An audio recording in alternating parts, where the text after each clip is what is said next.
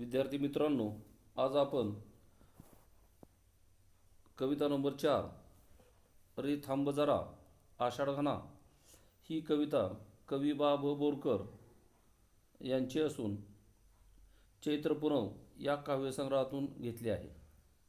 प्रस्तुत कवितेमध्ये निसर्गातील सौंदर्य कवीला पाहायचे आहे. त्यासाठी कवीनं आकाशातील ढगांना क्षणभर थांबवण्याची विनंती केली आहे. प्रस्तुत कवितेची प्रस्तावना आपण या ठिकाणी प्रथम त्याचं वाचन करू. श्रेष्ठ कवी, कादंबरीकार, ललित लेखक, कथाकार पद्मश्री या सन्मानाने भारत सरकारकडून गौरविण्यात आले आहे. कवितेचे संस्कार लहानपणापासूनच निसर्ग आणि प्रेम हे त्यांच्या कवितेची मध्यवर्ती विषय आहेत. बोरकरांची कविता निसर्ग प्रतिमांनी संपन्न आहेत. तीव्र संवेदनशीलता हा त्यांच्या व्यक्तिमत्वाचा विषय आहे. 1960 साली त्यांच्या तोपर्यंतच्या सर्व कवितांचा संग्रह बोरकरांची कविता या नावाने प्रकाशित झाला. त्यांचे गितार, चैत्र पुनव, चांदणवेल, कांचन संध्या, अनुरागिनी, चिन्मयी हे काव्यसंग्रह, कागदी होड्या, घुमटावरचे पारवे, चांदण्यांचे कवडसे, पावलापुरता प्रकाश हे लेखसंग्रह, तसेच मावळता चंद्र, अंधारातील वाट, भावी न, प्रियदर्शनी, समुद्रकाठची रात्र इत्यादी ललित साहित्यांची पुस्तके प्रसिद्ध आहेत. त्यांच्या सासाय या कोकणी कविता संग्रहाला साहित्य अकादमी पुरस्काराने सन्मानित करण्यात आले आहे. निसर्ग सौंदर्याने ओथंबलेल्या रे थांब जरा आषाढघना या कवितेत काव्यही तितकेच ओतप्रोत भरलेले आहे. आषाढ मासातील पावसाने निसर्गाला चहूबाजूने हिरवाईच्या नाना छटांनी नटवले आहे. हे निसर्ग सौंदर्य अनुभवायचे असेल तर आषाढ मेघाने क्षणभर थांबावे आणि निसर्गात त्यानेच घडवलेली रंगीबेरंगी जादुई किमया पाहण्याची संधी आपणाला द्यावी असे कवीला वाटते. आषाढ मेघ थांबला तर लालसर मातीतील हिरवीगार शेते, शेतात चाललेली आवते, वेळूंची बेटे, फुललेला केवडा, सोनचाफा, लाजरी जाई हे निसर्ग सौंदर्य मनसोक्त पाहता येईल. रत्नजडित पंखांच्या फुलपाखरांचे थवे, पाण्यात सळसळणाऱ्या मासोळ्या आणि रात्रीच्या मिट्ट काळोखात चमकणारी काजव्यांची प्रकाशफुले यांच्याशी सुखसंवाद साधता येईल असे कवीला वाटते. निसर्गाच्या विविध घटकांमधून डोकावणाऱ्या मानवी भावभावनामुळे कवितेतील वातावरण अधिक सजीव आणि चैतन्यमय झाले आहे. अभिव्यक्तीच्या आवश्यकतेनुसार कधी संस्कृत तर कधी ग्रामीण बोलीतील शब्दांची गोड रूपे वापरून कवीने या रचनेत निर्माण केलेल्या माधुर्याचा आस्वाद घेताना आपण चकित होऊन जातो. आपण या ठिकाणी प्रथम ही प्रस्तावना या ठिकाणी अभ्यासलेली आहे. या ठिकाणी इथं त्यानंतर आता संपूर्ण काव्यपंक्तीचं आपण थोडंसं वाचन करूया. रे थांब जरा आषाढघना, बंधू दे दिठी भरून तुझी करुणा, कोमल पाचूंची ही शेते, प्रवाळ माती मधली अवते, इंद्रनीळ वेळूंची बेटे, या तुझ्याच पदविन्यास खुणा, रोमांचित ही गंधकेतकी, फुटे फुले ही सोनचंपकी, लाजून या जाईच्या लेकी, तुझ चोरून बघती पुन्हा पुन्हा, उघड गगन कर घडीवर आसर, आणि खुले कर वासर मणिघर, वाहू दे या तव किमयेवर, कोवळ्या नव्या हळदुव्या उन्हा,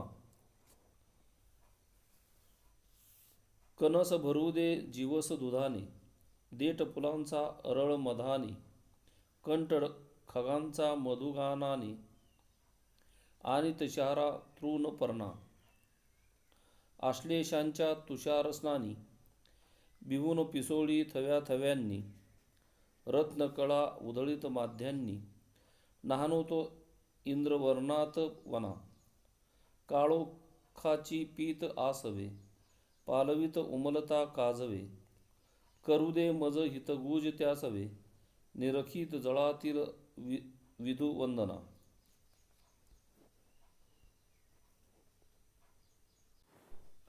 विद्यार्थ्यांनो, आता आपण कवितेचे एक एक कडवं कठीण शब्दांच्या अर्थासह अभ्यासू. बघा. रे थांब जरा आषाढ घना, बघू दे दिठी भरून तुझी करुणा. रे थांब जरा आषाढ घना, घना म्हणजे ढग मेघ. बघू दे दिठी, दिठी म्हणजे दृष्टी नजर. तुझी करुणा, करुणा म्हणजे इथं अर्थ दया कृपा अशा अर्थाने या ठिकाणी घ्यायचा आहे. त्याचा या ठिकाणी संदर्भ असा देता येईल. कवी बा बोरकर आषाढ महिन्यातील पावसाच्या ढगाला उद्देशून या ठिकाणी म्हणतात, अरे आषाढातील पाऊस भरल्या ढगा, तू जरा येथे क्षणभर थांब. आषाढात तुझ्या कृपेनं सर्वत्र निसर्ग सौंदर्य जे सजलेलं आहे, हे निसर्ग सौंदर्य अनुभवण्यासाठी तू घडीभर थांबावं. निसर्गात तूच घडवलेला रूप रंगाचा जादुई आविष्कार चमत्कार पाहण्याची संधी मला द्यावीस. मला तुझी ही करुणा डोळ्यानं भरून पाहायची आहे. त्यासाठी तू थोडा वेळ थांब, क्षणभर थांब, अशी या ठिकाणी विनवणी कवीनं या ठिकाणी आषाढ घनाला म्हणजे आकाशातील ढगांना केलेली आहे. या ठिकाणी कडवं नंबर नंतरचं पुढचं या ठिकाणी बघा. कोमल पाचूंची ही शेते, प्रवाळ माती मधली अवते, इंद्र नीळ वेळूंची बेटे, या तुझ्याच पदविन्यास पुन्हा. त्याचा अर्थ कठीण शब्द बघा. प्रवाळ मातीमधली म्हटले. प्रवाळ म्हणजे पोवळे, लाल रंगाचं असणारं रत्न असा त्याचा अर्थ होतोय. आवते म्हणजे या ठिकाणी नांगर, पेरणीची अवजारे, शेतातील या ठिकाणी शेतकऱ्याची अवजारे. इंद्रनीळ वेळूंची बेटे, इंद्रनीळ म्हणजे त्याचा अर्थ निळ्या रंगाचं रत्न. वेळूची बेटे, बेटे म्हणजे इथं या ठिकाणी बांबूंचं उंच सळ असणारी झाडे. पदविन्यास खुणा, त्याचा या ठिकाणी अर्थ असा आहे की पाऊल खुणा. त्याचा या ठिकाणी अर्थ नेमका असा या ठिकाणी देता येईल. कोमल अशा असणाऱ्या पाचूच्या रंगासारखी हिरव्यागार पिकांनी सजलेली सर्व शेते, पोवळ्यासारखी लालसर कणीदार माती व तिच्यातून चाललेले नांगर, इंद्रनीळ रत्नासारखी दाट निळीशार बांबूंची वने, हे सारं निसर्ग सौंदर्य म्हणजे जणू तुझ्याच पाऊलखुणा आहेत. त्यासाठी कवी या ठिकाणी विनंती करतोय मेघांना की थांब जरा, तू क्षणभर का होईना थांब, हे तूच खुलवलेलं सौंदर्य पुन्हा या ठिकाणी मला पाहावंसं असं कवीला या ठिकाणी वाटतंय. त्यानंतर पुढचा संदर्भ बघा. रोमांचित ही गंध केतकी, फुटे फुले ही सोन चंपकी, लाजून या जाईच्या लेखी, तुझं चोरून बघती पुन्हा पुन्हा. तुझं त्याचा अर्थ कठीण शब्दाचा बघा. रोमांचित म्हणजे आनंदानं अंगावर शहारे येणे. गंध म्हणजे सुगंध. केतकी म्हणजे या ठिकाणी असं म्हणता येईल केवड्याचं झाड, फुले आलेली. त्यानंतर सोन चंपकी ही फुलांची नावं आहेत. केतकी, सोन चंपकी ही फुलांची नावं आहेत.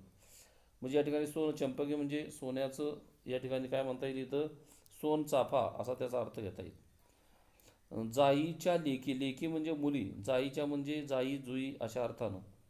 तुझं चोरून बघती पुन्हा पुन्हा म्हणजे तुझं म्हणजे तुला चोरून पुन्हा पुन्हा पाहता येत असा संदर्भ देता येईल. बघा. आषाढघना तुझ्या येण्याने अप्रतिम सुगंध असणारी केतकी रोमांचित उत्साहित झालेली आहे. सोनचाफ्याची फुलं आनंदाने फुललेली आहेत. तर जाईची लाजरी फुले तुला पुन्हा पुन्हा दुरून लांबून चोरून या ठिकाणी पाहत आहेत. तुझ्याच या ठिकाणी निसर्गामुळं ही फुललेली फुलं आम्हा सर्वांना या ठिकाणी पाहू देत अशी विनंती कवीनं केलेली आहे. पुढचं कडं बघा. उघड गगन कर घडीवर आसर आणि खुले कर वासरमणी घर.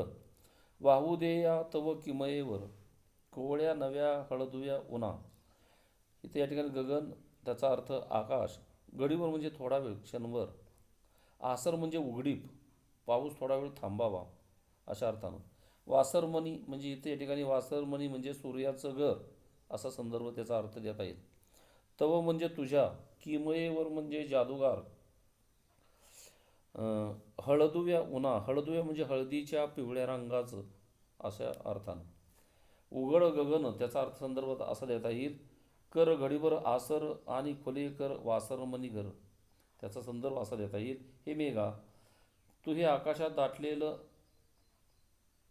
मळब म्हणजे ढग जरा दूर कर. क्षणभरासाठी उघडीप दे, आकाश निरभ्र स्वच्छ होऊ दे. तुझ्या या जादुई चमत्कारावर कोवळी नवी हळदीच्या रंगाची सूर्यकिरणं पडू देत. म्हणून या ठिकाणी असं कवीला सांगायचं, हळदीच्या पिवळ्या रंगाची सूर्यकिरणं पृथ्वीवरती या ठिकाणी पडू देत. त्यामुळं एक प्रकारची पृथ्वीला झळाळी प्राप्त होईल.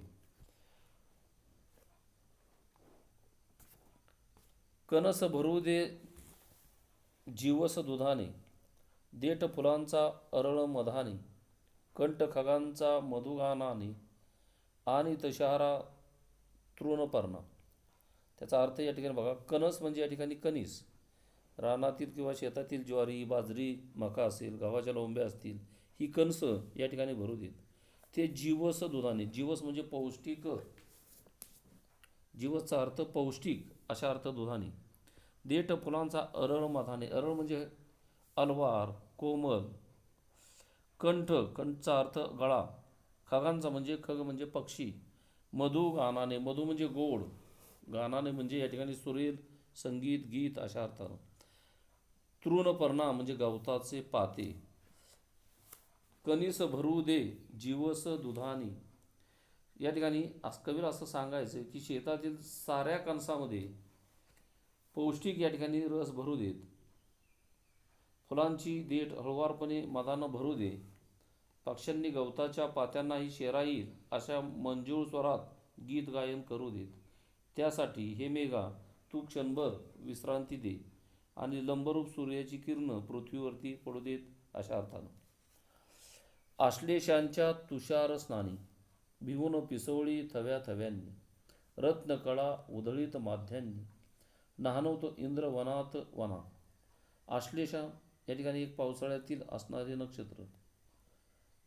तुषार म्हणजे शिंतोडे, स्नानी म्हणजे आंघोळ, भिवून पिसोळी, पिसोळीचा अर्थ फुलपाखरू, थव्या थव्यांनी म्हणजे पक्ष्यांचा समूह, रत्नकळा म्हणजे रत्नाचं तेज, माध्यान्ह म्हणजे भर दुपारी, नाहनोत म्हणजे भिजवत, इंद्रवर्णात म्हणजे या ठिकाणी इंद्रधनुष्याचा रंग, वन म्हणजे रान, जंगल अशा अर्थानं. आश्लेषांच्या तुषार स्नानी, त्याचा संदर्भ असा देता येईल. आश्लेषा हे एक असणारं पावसाळ्यातील नक्षत्र. आश्लेष या नक्षत्रात पडणाऱ्या पावसाच्या रिमझिम सरींनी न्हावून निघालेल्या फुलपाखरांचा थवा इथं या ठिकाणी खूप घाबरलेला आहे. पावसाच्या थेंबांनी त्यांचे नाजूक पंख भिजल्यामुळं त्यांना या ठिकाणी मुक्त संचार करता येत नाही, त्यांना उडता येत नाही. त्यामुळं भिजल्यामुळं ते पक्षी फुलपाखरं घाबरलेली कवीला दिसत आहेत. त्यानंतर या ठिकाणी ऊन पडलं असावं अशा भर दुपारच्या उन्हात त्यांचे रंगबेरंगी पंख रत्नासारख्या तेजाने चकाकताना दिसतात. या भिरभिरणाऱ्या रंगबेरंगी फुलपाखरांच्या थव्यानं संपूर्ण जंगलाला इंद्रधनुष्याच्या रंगात न्हावू घातला आहे असं कवीला या ठिकाणी वाटतंय. म्हणून या ठिकाणी कवी या ठिकाणी असं म्हणतोय, हे आश्लेषा असणारं नक्षत्र आणि त्याचं असणारं शेतकऱ्यांच्या दृष्टीनं महत्त्व इथं या ठिकाणी आलेलं आहे.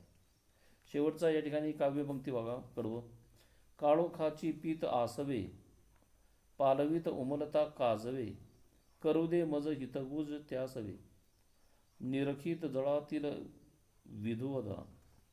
काळोखाचं पीत, पीत म्हणजे पिऊन, आसवे म्हणजे अश्रू, पालवीत म्हणजे कोवळी पानं, काजवे म्हणजे सोनकिडा किंवा रात्री ज्याच्या पाठीवर प्रकाश दिवा दिसतो असे असणारी किडी, हितगुज म्हणजे हित म्हणजे मनातील गोष्ट मनोगत, त्यासवे म्हणजे त्यांच्याबरोबर. निरखित म्हणजे न्याहाळणे पाहणे, जळातील म्हणजे पाणी, विधुवदना म्हणजे चंद्रबिंब. त्याचा संदर्भ या ठिकाणी असा देता येईल. या पावसाळी ओलसर वातावरणात मिठ्ठ काळोखाप्रमाणे मनातील दुःख गडद होत आहे. ते दुःख कमी करण्यासाठी झाडावर उमललेल्या नव्या पालवीत काजव्यांची प्रकाशफुले चमचमत आहेत. पाऊस थांबल्यावर पाण्यातील चंद्रबिंब पाहात मला या अंधारात चमकणाऱ्या प्रकाशफुलांशी काजव्यांशी सुखसंवाद साधू देत. अशा वेळी या ठिकाणी कवीला म्हणायचं आहे की अशा वेळी या ठिकाणी पाण्यात पडलेलं सुंदर चंद्रबिंब पाहात मनात प्रत्येकाच्या सकारात्मक ऊर्जा भरणाऱ्या या काजव्यांशी सुसंवाद साधण्याची इच्छा कवी येथे व्यक्त करतोय. चैत्र पुनव हा कवी बा ब बोरकर यांचा प्रसिद्ध काव्यसंग्रह. आषाढ घना म्हणजे आषाढ म्हणजे या ठिकाणी म्हणतो आपण मराठी 12 महिन्यापैकी हा चौथा महिना.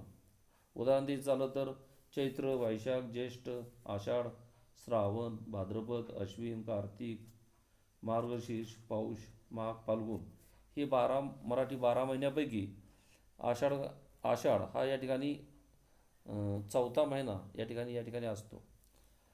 हा शेतकऱ्यासाठी अत्यंत महत्त्वाचा असा हा महिना या ठिकाणी असतो. या महिन्यात या ठिकाणी सर्वत्र पावसामुळे निसर्ग भरभरून येते असं चित्र प्रस्तुत कवितेत या ठिकाणी ठेवलेलं आहे.